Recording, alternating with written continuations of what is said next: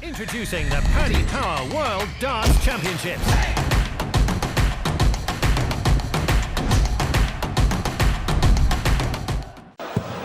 180! Luke, congratulations, off and running here in Minehead as the defence starts. How would you assess that up on stage? Yeah, I thought it was a slow burning game for me.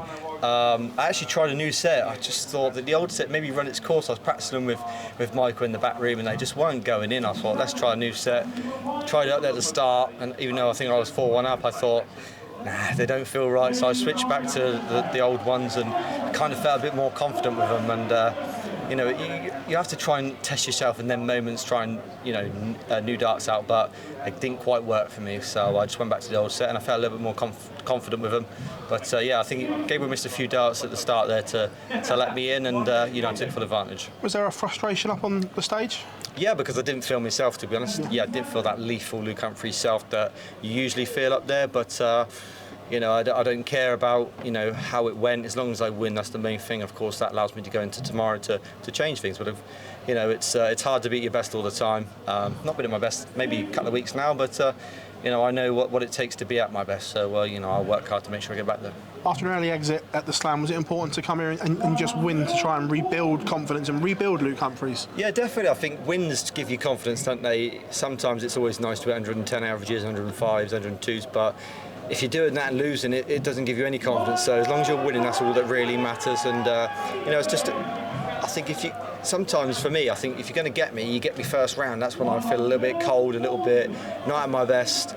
I think usually when I get through that first round, that's when I sort of flourish and seem to play at my best. Not saying that's going to happen, but that's what usually happens. So yeah, I got through that nervy first game, and now obviously it's up to me to go on and produce my best.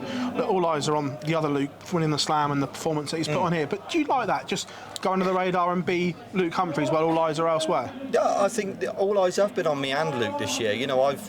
I've made like 4 finals this year. He's made I think 3 or 4. So all eyes should be on both of us. To be honest, I think the way he played in the Grand Slam was just unbelievable. It doesn't matter who would have played him. I think he would have beat everyone in the scene. But it's the same as last year when I played in the Grand Slam. When I played last year in the Grand Slam, I don't think anybody would have beat me. So that me and Luke are capable of them moments where you're so good that no one can beat you. And I think that was Luke's take on the Grand Slam. But Luke is at a level right now where if he goes any higher, then no one will touch him.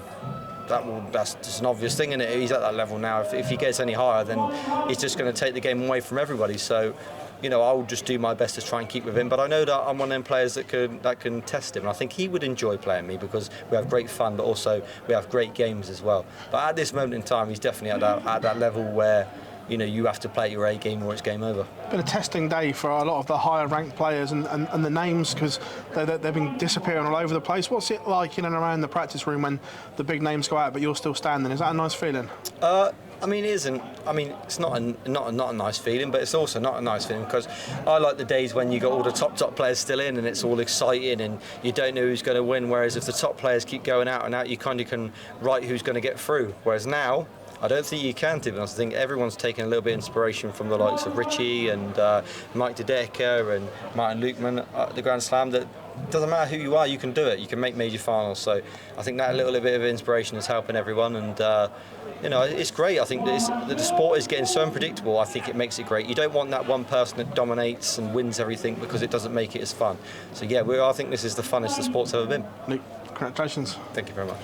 Luke, last year it was quite a grueling period because you was reaching the final of everything, whereas now you've had 9 days at home. Are you feeling refreshed? Feeling that the energy levels topped up ahead into this busy period? Yeah, I really, obviously I'd love to have been at the back end of the Grand Slam and I'd love to have made the final, but I think I did make 14 major quarterfinals on the trot, ranking ones. That will come to an end, and it did come to an end at a time where you didn't expect it, but it did, and it was never going to carry on forever. It's like being world champion, it's never going to last forever. I'm not going to stand here 20 years later being 20-time world champion. That will end one day, and it's the likeliness of it will be out of the next 20 years, if I can win a couple more, maybe 2, 18 of them years I'll have to accept being not world champion. So you have to accept that you're going to have to enjoy yourself in them years that you got it, and then the years that you ain't got it, you've got to work harder. But that was, like I'm saying, that was always going to come to an end, and it was nice to spend time at home with my family, but I want to be at the back end of everything, of course. But yeah, I enjoyed myself, and I got to spend some time, some well-needed family time. Does it feel different heading into this tournament now compared to last year? Because last year you'd won the Slam, you'd also won the World Grand Prix, and people were thinking that this is the birth of the new Luke Humphries, if you like, who's going to do nearly everything. Whereas now you are established. Is it more pressure or less pressure? Yeah, I think it's more. I think there's that era where, you know, some people don't think that you have a fear factor, but I do, because everyone knows how good I am in majors. I think there's at least 8 players in the world that have got that fear factor. You know, there's not just one. You know, there's not just me. There's not just Luke. There's not just Michael. There's a lot of players who've got a fear factor in the sport, and you know, I think it makes it good. I think it makes it enjoyable. I think what we've seen over the last couple of months with Richie and Mike, and like I said, with Martin winning, it just makes the lower ranked players believe that they can win. I think that makes it special, to be honest. I love watching sport where you just can't predict who's going to win. I love that. You know, we've had that era in tennis where you know who's going to win. It was Novak's era and Rogers' era and Rafael Nadal's era. Now we're in an era where you can't quite predict who's going to win, and I kind of enjoy that, to be honest. So for myself, I know I've won a lot, but you can't predict I'm going to win this. So yeah, I just think that makes sport extra special when you don't know who's going to win. When we spoke to Cameron Mendes earlier, and he mentioned it at the Slam as well, he said he looks at you as an inspiration of how to improve his career. What's it like when people who've been playing darts longer than you or older than you are looking at you as their inspiration of how to better their career? Yeah, I think it's a compliment. It's a nice compliment. But I am a great example. I think the way that I was sort of slowly but surely creeping myself up to the level where everyone was like, he's going to win a major, he's going to win a major. Then I did, and then I exploded and ended up winning like 3, and then the Worlds, and then made loads of finals this year. It just proved to everybody that it doesn't matter who you are, you can do the same as me. You know, I don't think that making all their major finals is incapable for any other dart player in the world. So it will be tough, but it just proves that anybody can do it, and there's a lot of players that are capable of doing what I did. I think Mike De Decker's got a great chance of elevating his career now, because I think since that Grand Prix, I think he's changed his game. He's a real tough player to beat now, and you know, he's probably a very good Premier League candidate, to be honest. I think I'd probably put him in, because I think, you know, he's got something special about him, and you know, I think that can happen to many people over the next couple of years. We've got so much great talent. Gian, we've got Wessel, Josh Rock.